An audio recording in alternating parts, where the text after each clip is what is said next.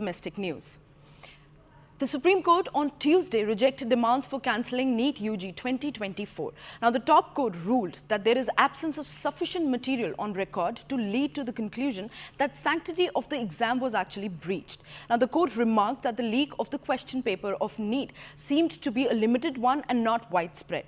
Now, Chief Justice of India D.Y. Chandrachud observed that conducting a fresh exam would have serious consequences, as it would affect more than 24 lakh students who appeared in this exam.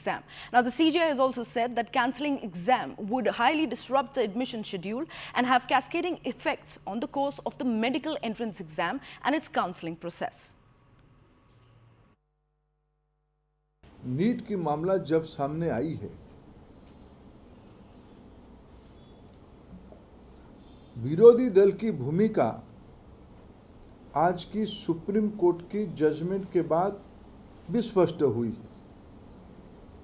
विशेष करके देश की नेता प्रतिपक्ष, लोकसभा में नेता प्रतिपक्ष काल तक जो रवैया अपनाए थे, देश की एग्जामिनेशन सिस्टम को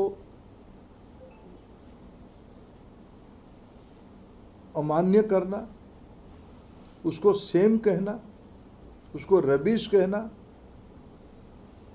यह उनकी बौद्धिक स्तर का प्रमाण करती है। ये सारे एग्जामिनेशन को निंदित करते हुए राहुल गांधी जी भारत को ही निंदा पहुंचाए हैं। एक आखिरी आशा का किरण सुप्रीम कोर्ट था। अगर वो किरण भी हमें कोई दिशा नहीं दे रहा है तो हम कहाँ जाएंगे? क्या दबाव है क्या कोर्ट के ऊपर? No re-NEET is because in view of the CBI inquiry and investigation pending, no re-NEET का decision Supreme Court ने बोला है कि they will not the re-NEET will not happen again in view of the pending investigation. They have given certain reasons why re-NEET will not happen. Number one is the hardship. Number two is that many people are from marginalized sections like EWS. For them to again give an examination, again spend the same money on examination fee, that will entail a lot of unnecessary cost. So second problem is that.